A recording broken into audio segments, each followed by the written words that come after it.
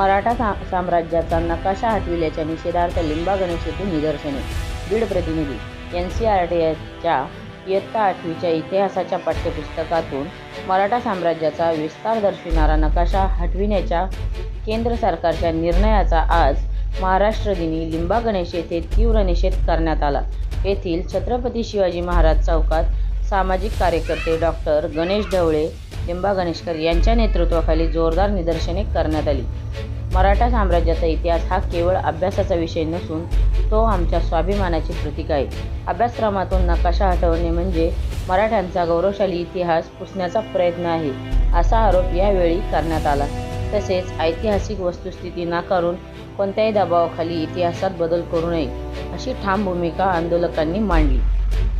या संदर्भात लिंबा गणेश पोलीस चौकीचे सहाय्यक फौजदार विठ्ठल राठोड यांनी आंदोलकांचे निवेदन स्वीकारले.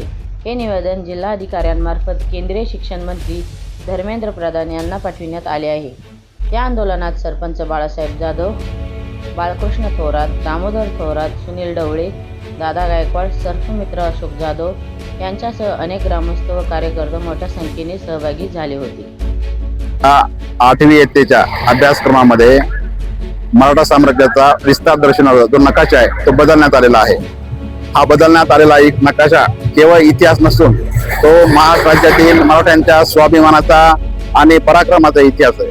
एकंदरीत केंद्र सरकारने हा नकाशा बदलून एकंदरीत गौरवशाली इतिहास पोचण्याचा प्रयत्न केलेला आहे. याचा सर्व आम्ही या ठिकाणी निषेध करत आहोत आणि संपूर्ण महाराष्ट्र या प्रकरणी रस्त्यावर उतरण्यापूर्वीच NCERTने आणि केंद्र शासनाने जागृत होऊन तो नकाशा पूर्ववत करावा, अशी आम्ही लेखी निवेदनाद्वारे मागणी केंद्रीय शिक्षण मंत्री धर्मेंद्र प्रधान यांना केली आहे. आणि याच्या निषेधार्थ महाराष्ट्र दिनी 1 मे रोजी आज लिंबा गणेश या ठिकाणी निदर्शने करत आहोत.